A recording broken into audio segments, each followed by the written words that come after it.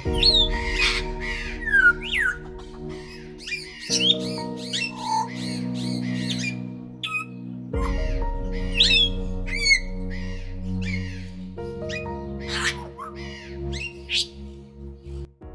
باللہ من الشیطان الرجیم بسم اللہ الرحمن الرحیم اللہم صلی علی سیدنا و مولانا محمد وعلی آل سیدنا و مولانا محمد وبارک وسلم۔ بادشاہ کا وزیر کے لڑکے پر عاشق ہونا اور اس بیان میں کہ فنا کی ذلت کے بغیر بقا کی عزت حاصل نہیں ہو سکتی۔ ایک بادشاہ تھا جو تمام دنیا کا مالک تھا اور سات اقلیم کا فرما روا تھا۔ سکندر جیسا بادشاہ بھی اس کا حکم مانتا تھا اور اس کی فوج کوہ کاف تک پھیلی ہوئی تھی۔ پہلے زمانے میں خیال تھا کہ کوہ کاف دنیا کی آبادی کی آخری حد ہے، اس کے بعد انسان نہیں رہتے بلکہ جنات اور پریوں کا مسکن ہے۔ اس کے مرتبے کی وجہ سے چاند دوزخ میں قید میں تھا اور یہ دوزخ کا چاند اس کے راستہ کی خاک تھا۔ اس بادشاہ کا ایک وزیر تھا جو عقل مندی میں سب سے بڑا ہوا تھا اور سب پر نکتہ چینی کرتا تھا۔ اس وزیر کا ایک لڑکا تھا، تمام دنیا کی خوبصورتی اس کے لیے وقف تھی۔ کسی نے آج تک اس جیسا کوئی خوبصورت نہیں دیکھا ہوگا اور اس جیسا حسین و خوشرو دنیا میں نہیں ملتا۔ اپنی خوبصورتی کی وجہ سے وہ دن کے وقت بازار میں نہیں نکلتا تھا۔ اگر وہ چاند جیسا خوبصورت لڑکا بازار میں نکلتا تو دنیا میں سینکڑوں قیامتیں برپا ہو جاتی۔ قیامت تک اس دنیا میں اس جیسا خوبصورت کوئی شخص اس دنیا میں پیدا نہیں ہو سکتا۔ اس لڑکے کا چہرہ آفتاب کی طرح تھا اور اس کی رات جیسی سیاہ زلفیں مشک کی طرح خوشبودار تھیں۔ اس کے آفتاب جیسے چہرہ پر سایہ کرنے والی وہ زلفیں تھیں اور اس کے لبوں کے سامنے آب حیات بھی شرمندہ و پریشان نظر آتی تھی۔ اس کے سورج جیسے چہرہ پر اس کا دہن بالکل ایک ذرہ کی طرح تھا۔ یہ ذرہ برابر دہن لوگوں کو برباد کرنے کے لیے کافی تھا۔ اس دہن میں 32 ستارے یعنی دانت گم ہو گئے تھے۔ جس طرح کے ستارے دکھائی دیتے ہیں اسی طرح یہ 30 ستارے ایک ذرہ یعنی دہن میں غائب ہو گئے تھے۔ اس کی زلفیں اس کے کندھوں پر سوار تھیں اور ان کو بلند مرتبہ اس طرح دیا گیا تھا کہ انہیں الٹا لٹکا دیا تھا۔ اس معشوق کی زلفوں کا ہر ایک بل ہزاروں آدمیوں سے جنگ کرنے کے لیے تیار تھا۔ اس کے چہرہ پر زلفیں بہت سے منصوبے باندھ رہی تھیں اور اس کا ہر ایک بال بہت تعجب انگیز تھا۔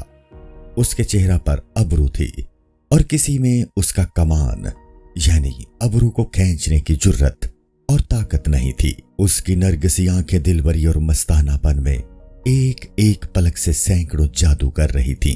سامری حضرت موسیٰ علیہ السلام کے زمانے میں ایک جادوگر تھا۔ اس کے سرخ ہونٹ آب حیات پیدا ہونے کی جگہ تھے۔ وہ قند اور مصری کی طرح میٹھے تھے۔ اس کے چہرہ پر بالوں کی سبزی اس کے حسن کو اور دوبالا کر رہی تھی اور اس سبزہ خط میں ماضی و مستقبل جھلک رہا تھا۔ اس کے دانت بات کرنے سے نا آشنا تھے اور وہ موتی اس کی عزت کے پردہ میں پوشیدہ تھے۔ اس کے چہرہ کا سیاتل جمال کی جیم کا نقطہ تھا یا اس کے حسن کے چشمہ کا طوطی تھا۔ اس لڑکے کے حسن کی تعریف بیان کرنے کے لیے ایک عمر چاہیے۔ الغرض بادشاہ اس کے عشق میں گرفتار ہو گیا۔ اگرچہ بادشاہ بہت مرتبے والا تھا لیکن اس 14ویں رات کے چاند کے عشق میں یہ حلال یعنی پہلی رات کے چاند کی طرح کمزور و نحیف ہو گیا۔ بادشاہ اس لڑکے کے عشق میں اس قدر محو تھا کہ اس کو اپنی خبر نہیں رہی تھی۔ اگر وہ ایک گھڑی بھی اس کے سامنے نہ ہوتا تو بادشاہ کے دل سے خون کا سیلاب بہنے لگتا تھا۔ بادشاہ کو اس کے بغیر ایک لمحہ چین نہیں آتا تھا اور اس عشق میں اسے ایک گھڑی صبر نہیں آتا تھا۔ رات دن اس کے بغیر آرام نہیں آتا تھا اور 24 گھنٹے اسے اپنے ہمراہ رکھتا تھا۔ رات کو بہت دیر تک یہ اسے پاس بٹھائے رکھتا تھا اور دن کو کہتا تھا کہ اے چاند مجھے اپنی شکل دکھا۔ جب اندھیری رات آتی تھی تو بادشاہ کو نیند نہ آتی تھی، نہ چین ہی آتا تھا۔ وہ لڑکا بادشاہ کے سامنے سو جاتا تھا اور بادشاہ اس کی شکل دیکھتا رہتا تھا۔ وہ معشوق شمع کی روشنی میں رات بھر سوتا رہتا تھا۔ بادشاہ اپنے معشوق کی شکل دیکھتا رہتا تھا اور ہر گھڑی اسے دیکھ دیکھ کر خون کے آنسو بہاتا تھا۔ کبھی اس کے چہرے پر پھول برساتا تھا اور کبھی خاک اڑاتا تھا اور कभी इश्क के दर्द से बेताब होकर बादलों की तरह उसके मुंह पर आंसुओं की बारिश करता था। कभी उस चांद से माशूक के साथ दरबार करता था और कभी उसे देखकर शराब पीता था। एक लम्हा के लिए भी उसे अपने सामने से अलहदा नहीं करता था। जहां तक मुमकिन हो सकता था उसे अपने सामने रखता था। वो लड़का हमेशा किसी तरह बैठा रहता, लेकिन बादशाह के खौफ से उसके पांव बंधे हुए थे, यानी वो हरकत नहीं कर सकता था। अगर वो एक लम्हा के लिए भी उसके सामने से चला जाता तो बादशाह उसके गम में अपना सर पीटता था। उसके माँ और बाप चाहते थे कि एक घड़ी अपने बेटे की शक्ल देख लें, लेकिन उन्हें इस बात की जुर्रत न हो सकी क्योंकि वो बादशाह से डरते थे। अलगर्ज ये किस्सा बहुत दिनों तक होता रहा। बादशाह के महल के करीब ही एक सूरज जैसी हसीन लड़की रहती थी। वो लड़का उस लड़की को देखते ही उस पर आशिक हो गया और उसके इश्क में आग की तरह जलने लगा। एक रात उसने उस लड़की से मिलने की ठानी और अपने चेहरा जैसी खूबसूरत महफिल कायम की। वो बादशाह के पोशीदा कमरे में बैठा क्योंकि बादशाह उस रात मस्त हो रहा था। आधी रात के वक्त शराब की तरंग में बादशाह ने अपनी ख्वाबगाह का दरवाजा बंद किया और उस लड़के को तलाश किया, लेकिन वो नहीं मिला। आखिरकार बादशाह वहां पहुंचा जिस जगह के वो लड़का था। उसने लड़के के करीब एक लड़की को बैठे देखा और दोनों बातों में महव थे। जब बादशाह ने ये हालत देखी तो उसके जिगर में गैरत और शर्म की आग भड़क उठी। वो मस्त बादशाह जो उस लड़के पर आशिक था, अपने माशूक को किसी दूसरे के साथ नहीं देख सकता था। बादशाह ने अपने दिल में कहा कि ये बेवकूफ लड़का मुझ जैसे बादशाह के मुकाबले में दूसरे को तरजीह देता है, किसी और से मोहब्बत करता है। जो कुछ सलूक मैंने इस लड़के से किया है आज तक किसी ने किसी से नहीं किया होगा। उसे इसके बदले में मुझसे ऐसा सलूक करना चाहिए था जैसा कि फरहाद ने शीरी से किया। उसकी मोहब्बत में अपनी जान दे दी। उसके हाथ में खजानों की कुंजी है और दुनिया के मुअज़्ज़ज़ और इज्जत वाले लोग उसके सामने सर झुकाते हैं। ये लड़का हर वक्त मेरे बराबर बैठता है। ये मेरा हमदर्द और दोस्त है। चूंकि ये एक गरीब लड़की से पोशीदा तौर पर मिलता है, इसलिए मैं इससे मोहब्बत तरक कर देता हूँ। ये कहकर बादशाह ने हुक्म दिया कि इस लड़के को खूब कस कर बांध दें। उसकी चांदी जैसी सफेद कमर बादशाह की सजा से नीली भर गई। इसके बाद बादशाह ने हुक्म दिया कि इसे सूली पर चढ़ा दें और इसे बहुत जुल्म और तकलीफ से कत्ल करें। उसने हुक्म दिया कि पहले इसकी खाल खींचो और फिर इसे उल्टा सूली पर लटका दो, ताकि अगर कोई शख्स बादशाह का माशूक हो जाए तो फिर किसी और की तरफ आंख उठाकर भी ना देखे, यानी दूसरों को इबरत हो। उस लड़के को निहायत बेदर्दी से रोते हुए घसीट कर ले गए ताकि उसे सूली पर चढ़ा दें। वजीर को लड़के के हाल की जब खबर हुई तो उसने सर पर खाक डाली और कहा, ऐ बाप की जान, तू इस कदर बेनसीब क्यों कर हुआ और बादशाह तेरा दुश्मन क्यों हो गया है। उस जगह बादशाह के 10 गुलाम मौजूद थे। उन्होंने इरादा किया ताकि उस लड़के को सूली पर चढ़ा दें। वजीर रोता पीटता आया और उसने हर एक गुलाम को अंधेरी रात में उजाला करने वाला दिरहम दिया और कहा कि आज रात बादशाह मस्त है, वरना इस लड़के का कोई कसूर नहीं है।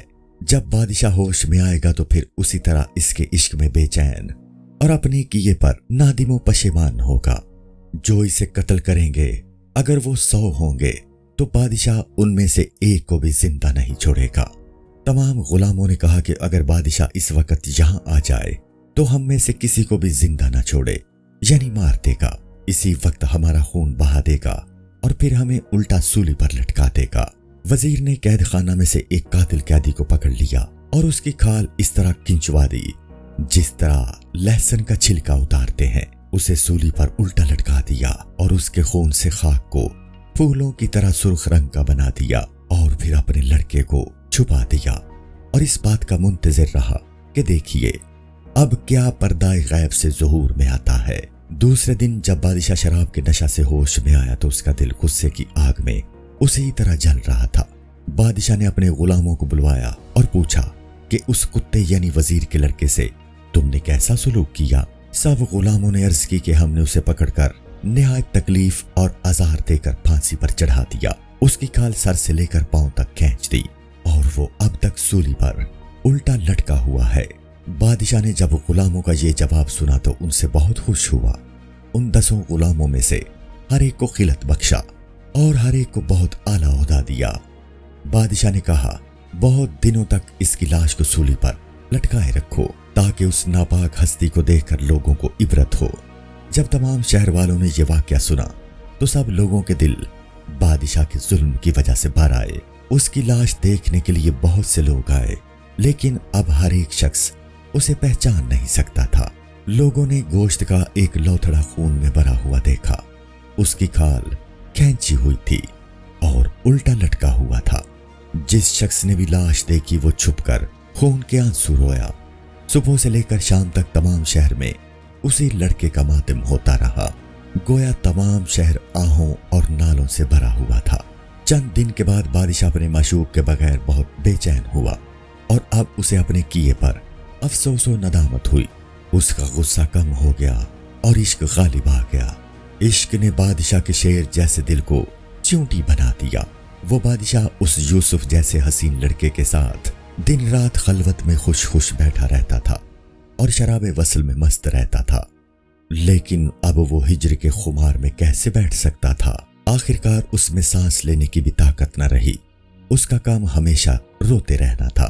اس کی جان ہجر کے درد میں چلی جاتی تھی اور وہ عشق میں بے صبر اور بے قرار تھا۔ بادشاہ اپنے فعل پر بہت نادم اور پشیمان تھا۔ اس کی آنکھوں سے خون بہہ رہا تھا اور اس کا سر زمین پر پڑا تھا۔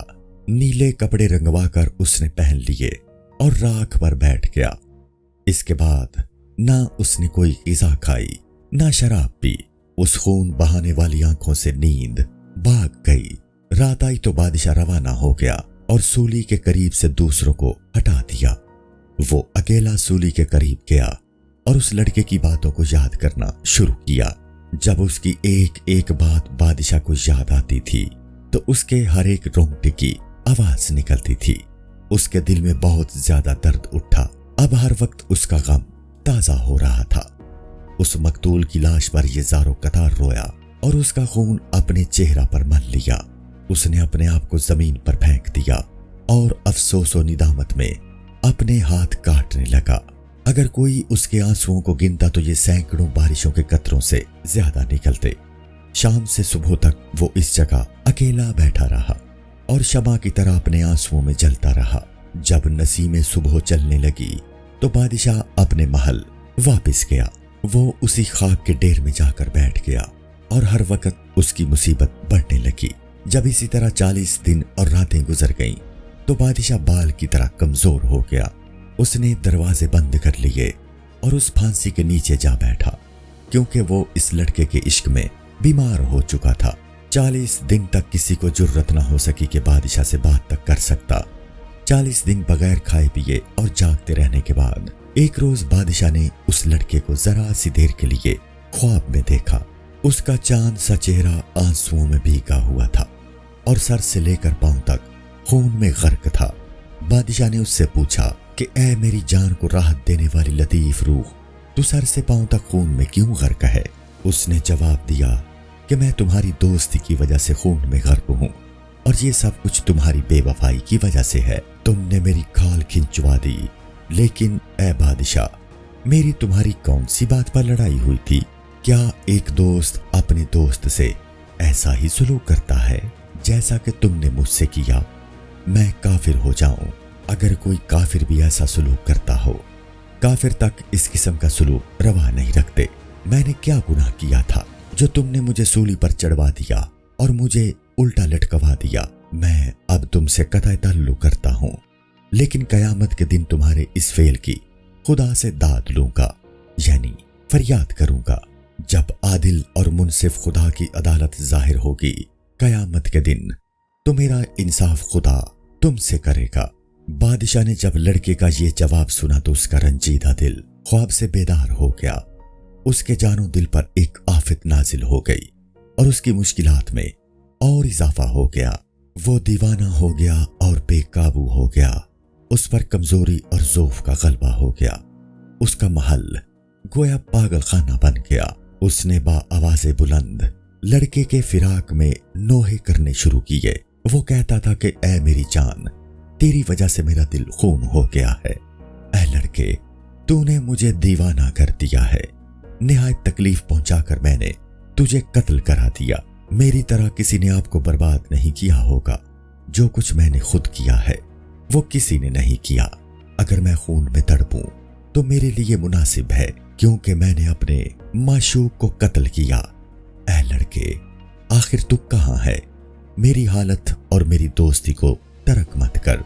تو میرے ساتھ برائی مت کر، اگرچہ میں نے تجھ سے برا سلوک کیا ہے، کیونکہ یہ سب میں نے اپنے سے ہی کیا ہے۔ میں اس قدر غمگین اور رنجیدہ تیری وجہ سے ہوں، اور تیرے لیے میں سر پر خاک ڈالتا ہوں۔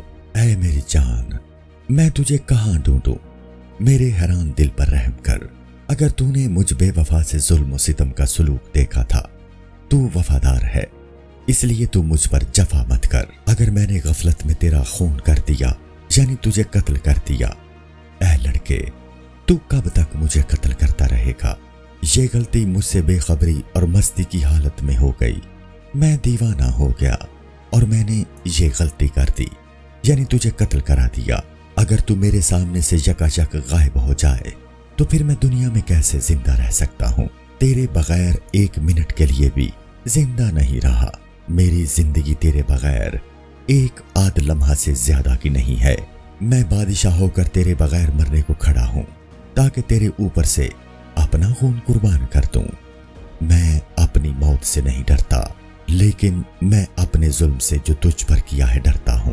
اگر میری جان ہمیشہ تجھ سے اپنے قصور کی معافی مانگتی رہے، تب بھی میں اس ایک گناہ کی معافی نہیں مانگ سکتا۔ اے کاش کہ میرا گلا تلوار سے کاٹ دیا جاتا، تاکہ میرے دل سے یہ درد اور افسوس کم ہو جاتا۔ اے میرے پیدا کرنے والے خدا، میری جان اس حسرت میں جلی جا رہی ہے، اور میں سر سے پاؤں تک اس آگ میں جل رہا ہوں۔ مجھ میں اس جدائی کی طاقت نہیں ہے۔ میں کب تک اس کے عشق میں گلتا رہوں؟ اے انصاف کرنے والے خدا، میری جان لے لے، کیونکہ مجھ میں اور غم برداشت کرنے کی طاقت نہیں ہے۔ اتنا کہہ کر بادشاہ خاموش ہو گیا، اور اسی خاموشی کی حالت میں بے ہوش ہو گیا۔ آخرکار مہربانی کا پیغامبر پہنچا، اور شکایت کرنے کے بعد شکر پہنچا۔ جب بادشاہ کا غم اور رنج حد سے زیادہ بڑھ گیا، وہاں وزیر چھپا ہوا اسے دیکھ رہا تھا۔ وہ جا کر پوشیدہ طور پر اپنے لڑکے کو لے آیا، اور پھر اسے بادشاہ کے پاس بھیجا۔ وہ پردہ سے نکل کر اس طرح باہر آیا جس طرح کے بادلوں سے چاند نکلتا ہے۔ وہ بادشاہ کے پاس روئی اور تلوار لے کر گیا۔ بادشاہ کے سامنے زمین پر گر پڑا، اور بارش کی طرح اس کے آنسو بہہ رہے تھے۔ جب بادشاہ نے اس چاند لڑکے کو دیکھا تو میرے پاس الفاظ نہیں کہ اس وقت کی حالت کا نقشہ کھینچ سکوں۔ بادشاہ زمین پر لوٹ رہا تھا، اور لڑکا خون میں تڑپ رہا تھا، اور کسی کو خبر نہیں کہ ایسی حالت کیوں ہوئی۔ اس کے بعد کی حالت ناقابل بیان ہے، کیونکہ جو چیز موتی یعنی سمندر کی گہرائی میں ہوتی ہے، اسے نبینند موتی پرونا نہیں کہہ سکتے۔ جب بادشاہ اس کے فراق سے آزاد ہو گیا تو دونوں خوشی خوشی خاص محل میں گئے۔ اس کے بعد کے بیدوں کا کوئی جاننے والا نہیں ہے، کیونکہ اس جگہ غیروں کو رسائی نہیں ہے۔ جو کچھ ایک نے کہا اور دوسرے نے سنا، وہ صرف بہرا سن سکتا ہے اور اندھا دیکھ سکتا ہے، یعنی کسی نے نہ دیکھا ہے نہ سنا۔ میں کون ہوں جو ان حالات کی شرح بتاؤں؟ اور اگر میں بتانے کی کوشش بھی کروں تو مجھے اپنی جان سے ہاتھ دھونے پڑے۔ میں وہاں بغیر پہنچے وہاں کے حالات کیسے لکھوں؟ جب میں وہاں سے نکال دیا گیا تو پھر میں کیسے گفتگو کروں؟ اگر ان دونوں کی طرف سے مجھے اجازت ہو تو فوراً مجھے حکم دیں اور حال بتائیں، کیونکہ وہاں کے حالات کی مجھے بال کے برابر بھی خبر نہیں ہے۔ اس لیے یہاں سوائے خاموشی کے کوئی چارہ نہیں ہے۔ ممکن نہیں ہے کہ میں ایک لمحہ کے لیے بھی کچھ کہوں سوائے خاموشی کے۔ اب میری زبان کی تلوار کا اور کوئی جوہر نہیں ہے، یعنی خاموش ہو جاتا ہوں۔ اگرچہ سوسن کی 10 زبانیں ہوتی ہیں۔ سوسن ایک قسم کا پھول ہے جس کی پتیوں کو زبان سے تشبیہ دیتے ہیں، لیکن یہ اپنی خاموشی پر عاشق ہوتی ہے، یعنی ہمیشہ خاموش رہتی ہے۔ اب میں نے تمام بات ختم کر دی، میں کہاں تک بیان کیے جاؤں؟ مجھے اور بھی کام ہے، بس سلام۔ کتاب کا خاتمہ۔ اے عطار، تو نے ہزاروں بیدوں کے نافع قربان کر دیے، یعنی بید ظاہر کر دیے۔ تمام دنیا میں تیری شہرت ہے اور تیری وجہ سے تمام دنیا کے عاشق غل مچا رہے ہیں۔ کبھی تو عشق حقیقی کے متعلق بھی کچھ باتیں بیان کر اور کبھی ان عاشقوں کی آہوزاری کا بھی ذکر کر۔ تیرے شعروں نے عاشقوں کے لیے ایک سرمایہ جمع کر دیا ہے اور تو ہمیشہ عاشقوں کو ایسی ہی چیزیں دیتا رہتا ہے۔ جس طرح روشنی سورج پر ختم ہو جاتی ہے، یعنی سورج سے زیادہ کوئی چیز روشن نہیں ہوتی، اسی طرح پرندوں کی گفتگو یعنی منطق الطیر اور ان کی باتیں تجھ پر ختم ہے، یعنی تجھ سے بہتر کوئی نہیں لکھ سکتا۔ یہ باتیں اور تقاریر لوگوں کے لیے حیرانی و تعجب کا باعث ہیں، یا یہ تیرے دیوانہ پن کی نشانی ہے؟ اس کتاب کے درد سر سے نکلا، اپنی جان کی ڈھال بنا اور اس میدان سپاہی راجا۔ ایسے میدان میں تیری جان غائب ہو گئی، بلکہ یہ میدان خود غائب ہو گیا۔ اگر تو اس مصیبت سے نہیں نکلے گا تو تیرے لیے پریشانی کا باعث ہوگا۔ جب تیرے درد کی دلدل ختم ہوئی تو آگے بڑھ اور اپنے مطلب کی تلاش میں اور بڑھ، تاکہ تیری خوراک بے فائدہ اور نامراد ثابت نہ ہو۔ پھر تیرا حیران و پریشان دل کیسے زندہ ہو سکے گا؟ تو درد حاصل کر، کیونکہ تیرا علاج درد ہی میں ہے، اور دونوں جہانوں میں تیری دوا تیرا درد ہے۔ اے انسان، میری کتاب اور میرے اشعار کو غرور کی نظر سے مت دیکھ، میری کتاب کو محنت اور غور سے دیکھ، تاکہ یہ تیرے دل میں درد بڑھا دے۔ خوش نصیبی کی گیند درگاہ الہی تک وہی شخص لے جاتا ہے جو اس کتاب کو محنت اور غور سے دیکھتا ہے۔ جس شخص نے میری مدرجہ بالا تعریف کی خوشبو نہیں سونگھی، اس نے خدا کے راستہ پر چلنے والے سالکوں کو بال کے برابر بھی نہیں دیکھا۔ تو سادگی اور زہد و عبادت کو چھوڑ دے، کیونکہ مصیبت اور افتادگی کا علاج درد ہی کر سکتا ہے۔ جس شخص کے دل میں درد ہے، خدا کرے اس کا کوئی علاج نہ ہو، اور جو اس کا علاج ڈھونڈے، خدا کرے وہ زندہ نہ رہے۔ انسان کو بھوکا پیاسا اور جاگتا رہنا چاہیے، اور اس قدر پیاسا رہنا چاہیے کہ قیامت تک یہ پانی نہ پیے۔ جس شخص کو اس طرح کا درد نہیں ملا، اسے عاشقوں کے راستہ کی کچھ خبر نہیں ہے۔ جس شخص نے ان باتوں کو پڑھ لیا وہ کامیاب ہو گیا، اور جس نے ان باتوں کو حاصل کر لیا اس نے اپنی کامیابی کا پھل کھا لیا۔ وہ لوگ جو ظاہری باتوں پر جان دیتے ہیں وہ ہمیشہ زبانی باتیں کرتے رہتے ہیں، اور حقیقت شناس لوگ خدا کے بیدوں سے واقف ہوتے ہیں۔ یہ کتاب اپنے زمانہ کو رونق بخشنے والی ہے، اور اس نے خاص چیزیں عام لوگوں کو دے دی ہیں۔ اگرچہ اس کتاب کو برف کی طرح سکڑے ہوئے دیکھا گیا تھا، لیکن یہ پردے میں سے آگ کی طرح نہایت تیزی سے نکلی۔ میری نظم میں عجیب طرح کی خاص بات یہ ہے کہ ہر وقت اس سے لوگ زیادہ فائدہ حاصل کر سکتے ہیں۔ اگر لوگ اسے زیادہ پڑھیں گے تو اسے دوبارہ پڑھنے کی خواہش کریں گے۔ اس گھر کی دلہن کی عزت اور ناز کا پردہ آہستہ آہستہ اٹھے گا، یعنی لوگ اسے دیر میں سمجھیں گے۔ قیامت تک کوئی مجھ سا دیوانہ اور بے خود اس قسم کی باتیں نہیں لکھے گا۔ میں حقیقت کے سمندر پر اپنی جان قربان کر رہا ہوں، اور اب یہ بات مجھ پر ہی ختم ہے، اور یہی نشانی ہے، یعنی میرے بعد کوئی اور ایسا نہیں لکھ سکتا۔ اگر میں اپنی بہت زیادہ تعریف لکھوں تو اس تعریف کو کون پسند کرے گا؟ لیکن جو شخص عادل اور منصف مزاج ہے وہ میری عزت اور قدر و قیمت خود سمجھ لے گا، کیونکہ میرے 14ویں رات کے چاند کا نور چھپا ہوا نہیں ہے۔ میں نے اپنا حال پوشیدہ طور پر تھوڑا سا بیان کر دیا ہے، سخن فہم لوگ خود اس کی داد دیں گے۔ جو کچھ میں نے لوگوں کے سروں پر نچھاور کر دیا ہے، اگرچہ میں زندہ نہیں رہوں گا لیکن میرا کلام زندہ رہے گا۔ قیامت تک لوگوں کی زبان پر میری یادگار یعنی یہ کتاب کافی ہے۔ اگر کوئی اس کتاب کو 9 آسمانوں سے بھی گرا دے تو اس کتاب کا ایک نقطہ تک کم نہیں ہو سکتا۔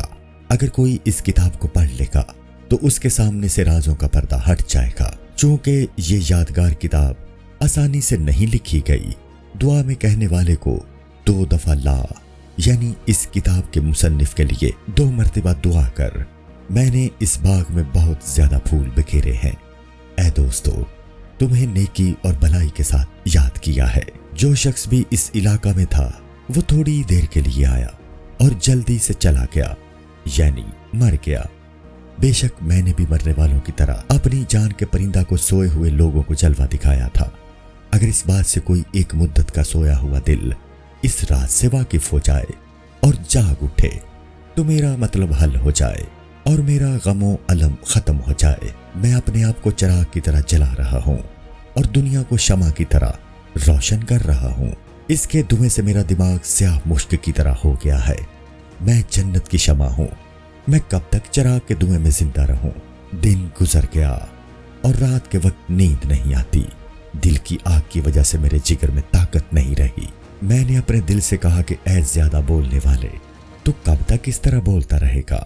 خاموش ہو جا اور خدا کے بیدوں کو تلاش کر۔ اس نے جواب دیا کہ میں آگ میں جل رہا ہوں، میری عیب جوئی مت کر۔ اگر میں نہ بولوں تو جل جاؤں گا۔ میری جان کے سمندر میں جوش آ رہا ہے۔ میں ایک گھڑی کے لیے بھی کیسے خاموش ہو سکتا ہوں؟ میں کسی پر فخر نہیں کرتا، میں اپنے آپ کو اس میں مشغول رکھتا ہوں۔ اگرچہ میں اس درد کی وجہ سے دل کھو چکا ہوں، میں کہاں تک کہوں؟ میں اس قابل نہیں رہا۔ اگر یہ بیہودہ افسانہ ہے تو کیا ہے؟ اور اگر یہ میرے فخر کی داستان ہے تو کیسی ہے؟ جس شخص کا دل ان بیہودہ باتوں میں مشغول ہو گیا، اس سے کوئی کام نہیں ہو سکتا، کیونکہ اس کی باتیں پرانی ہو گئی ہیں۔ اس غم سے نجات حاصل کرنی چاہیے اور ان تمام بیہودہ باتوں سے توبہ کرنی چاہیے۔ میں کہاں تک کہوں؟ میری جان جوش و خروش میں تھی، اب مجھے اپنی جان قربان کر دینی چاہیے اور خاموش ہو جانا چاہیے۔